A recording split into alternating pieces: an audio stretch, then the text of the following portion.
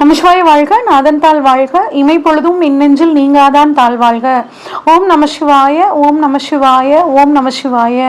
குரு வாழ்க, குருவே துணை. அனைவருக்கும் வணக்கம். நான் உங்கள் சங்கீதா ராம்குமார். நட்சத்திரங்கள் பார்த்தீங்கன்னா நம்ம வாழ்க்கையில் மிக முக்கியமான பங்கு வகிக்குதுங்க. ஈவன் நம்ம பர்த்டே கூட பாருங்க, ஜென்ம நட்சத்திரம் வர நாளில் தான் நிறைய பேர் கொண்டாடுவாங்க. ஏன் அப்படின்னா, ஜென்ம நட்சத்திர நாளில் தான் நாம் இந்த பூமிக்கு வந்த நாள். அதனால அவ்வளோ சிறப்பானது இந்த ஜென்ம நட்சத்திரம். பஞ்ச அங்கங்கள்ல மிக முக்கியமான ஒரு விஷயம் அப்படின்னா இந்த ஜென்ம நட்சத்திரம் தாங்க. இவ்வளோ சிறப்பான இந்த ஜென்ம நட்சத்திரம் தான் நம்மளோட குணநலன்களையும் நம்மளோட வாழ்க்கையில நடக்கக்கூடிய முக்கிய நிகழ்வுகளையும் தீர்மானிக்கிறதுல மிக முக்கிய பங்கு வகிக்குதுங்க. அப்ப இவ்வளோ சிறப்பான இந்த நட்சத்திரங்களுக்கான பலனை நம்ம வரிசையா பார்ப்போம். மொத்தம் பார்த்தீங்கன்னா 27 நட்சத்திரங்கள் இருக்குங்க. அதாவது அஸ்வினி நட்சத்திரத்திலிருந்து ரேவதி நட்சத்திரம் வரைக்கும் மொத்தம் 27 நட்சத்திரங்கள். ஒவ்வொரு ராசிக்கும் பார்த்தீங்கன்னா 9 பாதங்கள்.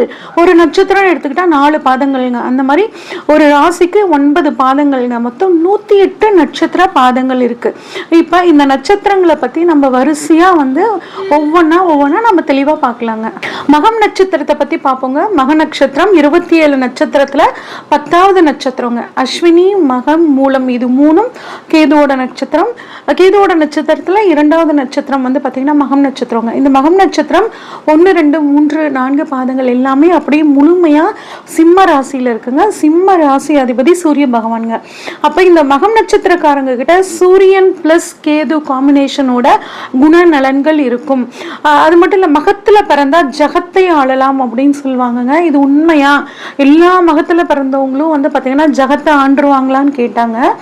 அதாவது ஒரு 10 பேர் இருந்தாங்கன்னா அதுல ஒரு லீடரா பார்த்தீங்கன்னா இந்த மகம் நட்சத்திரக்காரங்க இருப்பாங்க. இருந்தாலும் அவங்க ஜாதகத்துல லக்னம், லக்னாதிபதி, சூரியன், செவ்வாய் இந்த மாதிரியான கிரகங்கள், அரச ராஜ கிரகங்கள்னு சொல்லுவோம். இந்த கிரகங்கள் எல்லாம் வலிமையா இருந்துச்சுன்னா கட்டாயம் மகத்துல பிறந்தவங்க ஜகத்தை ஆளலாம் அப்படிங்கிறது உண்மைதாங்க. ஏன்னா சூரியன் அப்படிங்கிறது தலைமை பண்புக்கு ஒரு எக்ஸாம்பிளா இருக்கக்கூடியது. தலைமை லீடர்ஷிப் குவாலிட்டினாவே அதுக்கு எக்ஸாம்பிள் சூரியன் தாங்க. அந்த சூரியனை ராசிநாதனாக கொண்ட நட்சத்திரம் இந்த மக நட்சத்திரம். அதனால ஒரு லீடர்ஷிப் குவாலிட்டி ஆகட்டுங்க, ஒரு தைரியம், தன்னம்பிக்கையோட செயல்படுறது, யார் தப்பு பண்ணாலும் தப்புதான ஒரு தட்டி கேட்கக்கூடிய ஒரு குணம், மனசுல பட்டது அப்படியே வெளிப்படையா பேசக்கூடிய ஒரு குணம் பார்த்தீங்கன்னா இவங்களுக்கு ரொம்பவே இந்த மக நட்சத்திரக்காரங்களுக்கு இருக்குங்க. அது மட்டும் இல்லாம நினைத்ததை நினைச்ச மாதிரி முடிக்கக்கூடிய தன்மை உங்களுக்கு இருக்குங்க. அடிக்கடி பார்த்தீங்கன்னா கேதுவோட ஆதிக்கமும் இவங்களுக்கு கொஞ்சம் கேதுவோட ஆதிக்கமும் இருக்கிறனால ஒரு கனவுலகில் ஏதாவது ஒன்று யோசிச்சுக்கிட்டே இருக்கக்கூடிய ஒரு தன்மை இருக்குங்க.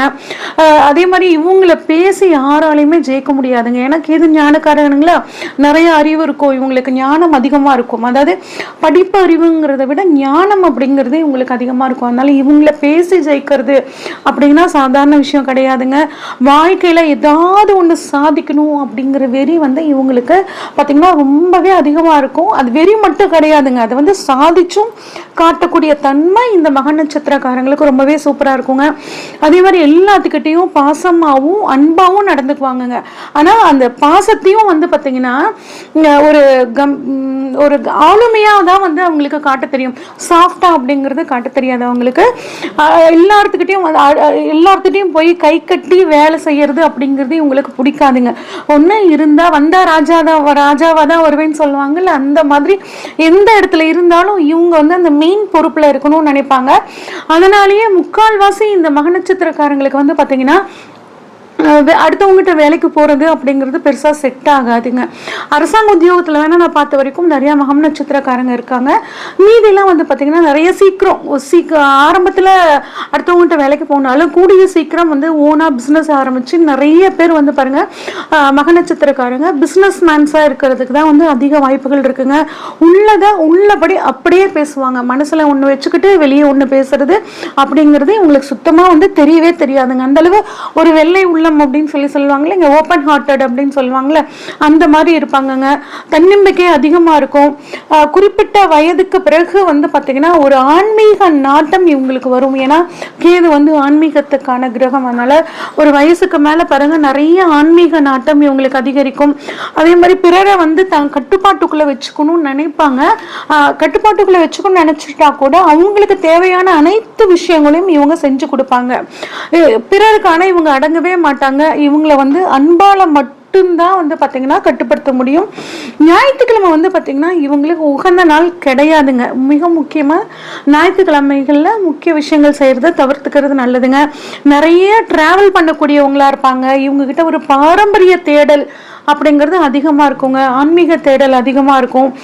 இந்த மகம் நட்சத்திரம் அப்படின்னாவேங்க குலதெய்வ தோஷம் அப்படிங்கிறது இவங்களுக்கு இருக்குங்க. முடிஞ்ச வரைக்கும் குலதெய்வத்தை ப்ராப்பராக இவங்க வழிபாடு பண்ணணுங்க. எனக்கு தெரிஞ்சு நிறைய மக நட்சத்திரக்காரங்களுக்கு பாருங்க குலதெய்வமே தெரியாமல் போயிடுது. அந்த மாதிரி இருக்கிறவங்க வந்து குலதெய்வத்தை பற்றி தெரிஞ்சு வச்சுக்கிட்டு குலதெய்வ வழிபாடை வந்து ரெகுலராக பண்ண இவங்க வாழ்க்கையில் ஒரு நல்ல முன்னேற்றம் அப்படிங்கிறது இருக்குங்க. யார் இந்த மக நட்சத்திரத்தில் பிறப்பாங்க அப்படின்னா, போன ஜென்மத்தில் யார் உணவு சம்மந்தப்பட்ட தொழில், நீர் சம்மந்தப்பட்ட தொழில், ஒரு ஆசிரியராகவோ இல்லை ஒரு ஜோதிடராகவோ இருந்தாங்களோ, இதில் சைக்காலஜிஸ்ட் மாதிரி அடுத்தவங்களுக்கு கவுன்சிலிங் கொடுக்குறவங்களா இருந்தாங்களோ, அவங்க தான் இந்த ஜென்மத்தில் வந்து பார்த்தீங்கன்னா மகம் நட்சத்திரத்தில் பிறப்பாங்கங்க. நல்ல சாமர்த்தியசாலிங்க. தெய்வ பக்தி அதிகம் உள்ளவங்களா இருப்பாங்க. வாழ்க்கை நல்லா என்ஜாய் பண்ணி வாழணும்னு நினைப்பாங்க. நிறைய பல துறை மல்டி டிசிப்ளினரின்னு சொல்லுவாங்க இல்லைங்க, அந்த மாதிரி பல துறை ஞானம் அப்படிங்கிறது இவங்களுக்கு இருக்கும். உண்மைக்கு புறம்பா ஒரு விஷயம் நடந்துச்சுன்னா, சட்டத்துக்கு புறம்பா ஒரு விஷயம் நடந்துச்சுன்னா அதை கட்டாயம் இவங்க தட்டி கேட்கக்கூடிய தன்மை இருக்கும். எவ்வளோ பெரிய ஆளாக இருந்தாலும் பயப்படவே மாட்டாங்க. இது தப்புதான் சுட்டி காட்டக்கூடிய தன்மை உங்களுக்கு ரொம்பவே சூப்பராக இருக்குங்க. இதனாலேயே இவங்களுக்கு வந்து பார்த்தீங்கன்னா பல பிரச்சனைகள் வர்றதுக்கான வாய்ப்புகள் இருக்குங்க. இந்த மக நட்சத்திர பெண்கள் எப்படி இருப்பாங்கன்னா, கொஞ்சம் கோபகுணம் இருந்தாலுங்க ஒரு கருணை உள்ளம் கொண்டவங்களா இருப்பாங்கங்க. மனசுல வந்து பார்த்தீங்கன்னா எந்த வெஞ்சன்ஸும் இருக்காதுங்க. எதுவாக இருந்தாலும் வெளிப்படையாக பேசிடுவாங்க. குடும்பத்தை நல்லா கேரிங்காக பார்த்துக்குவாங்க. அடுத்தவங்களுக்கு வந்து கஷ்டம்னு வரும்போது பிரதிபலன் பாராமல் உதவக்கூடிய ஒரு உன்னதமான குணம் வந்து பார்த்தீங்கன்னா இந்த மகம் நட்சத்திர பெண்களுக்கு இருக்குங்க. நிறைய மக நட்சத்திர பெண்கள் அரசியல்வாதிகளாகவோ இல்லை வந்து ஒரு அரசாங்க உத்தியோகத்திலேயோ இல்லை ஒரு மருத்துவராகவோ நிறைய பேர் இருக்கிறாங்க. அடுத்து இந்த மக நட்சத்திரத்தில் பிறந்தவங்களுக்கு வரக்கூடிய முதல் திசை அப்படின்னா கேது திசைங்க. இந்த கேது திசைங்கிறது 7 வருஷம். இப்போ மகம் நட்சத்திரத்தோட 3ஆம் பாதம் 4ஆம் பாதத்தில் பிறந்தவங்களுக்குலாம் வந்து பார்த்தீங்கன்னா ஒரு 2 வருஷம் 3 வருஷம் அந்த மாதிரி தான் இந்த கேது திசை வரும். அடுத்து 2ஆவதாக வரக்கூடிய திசை சுக்கிர திசைங்க. இது வந்து 20 வருட காலங்கள். அடுத்து 3ஆவதாக வரக்கூடிய திசை அப்படின்னு பார்த்தோம்னா சூரிய திசைங்க. அதாவது 6 வருஷம் சூரிய திசை. அப்படிங்கும்போது இந்த 6 வருட காலங்கள் அதுவும் சூரியன் ஆட்சியாகவோ உச்சமாகவோ ஒரு அருமையான இடத்துலயோ கேந்திர திரிகோணங்கள்ல இருந்தாங்கன்னா இந்த 6 வருட காலங்கள் இவங்க வந்து வாழ்க்கையில ஒரு உச்ச நிலைமைக்கு போவாங்க. ஒரு அட்டகாசமான ஒரு சூப்பரான ஒரு நிலைமைக்கு போவாங்க. ஆனால் சூரியன் வந்து பாவாதிபதியாக இவங்களுக்கு இல்லாமல் இருக்கணும். அடுத்து சந்திரன் பார்த்தீங்கன்னா 10 வருஷங்க. செவ்வாய் பகவானோட ஆட்சி காலம் 7 வருஷம் இவங்களுக்கு. ராகு வந்து 18 வருஷங்க. இதுதான் இவங்களுக்கு நடக்கக்கூடிய தசாபுத்திகள். அப்போ இவங்க வணங்கக்கூடிய தெய்வங்கள் என்ன, மரங்கள் வளர்க்க வேண்டிய மரங்கள் என்ன, இப்படிங்க முக்கியமான விஷயங்களை வரிசையாக பார்க்கலாங்க. ஃபர்ஸ்ட் இவங்களுக்கான தேவதை அப்படின்னா யாரை வழிபாடு பண்ணால் இவங்களுக்கு நல்லா இருக்கும்னா சுக்கிரன் வழிபாடு ரொம்பவே நல்லதுங்க. அதே மாதிரி ஆலமரம், கொஞ்ச நேரம் ஆலமரம் வந்து நம்ம தனியாக எடுத்து வளர்த்த முடியாது. அதனால கொஞ்சம் ஆலமரத்துக்கு அடியில் கொஞ்சம் நேரம் இருந்துட்டு வர்றது, ஆலமரம் காற்று வாங்குறது, ஆலமர குச்சிகளை வந்து எடுத்துட்டு வந்து நம்ம வீட்டில் வச்சுக்கிறது, இந்த மாதிரிலாம் பண்ணலாங்க. அடுத்து உங்களுக்கான பூ அப்படின்னா மல்லிகை பூ.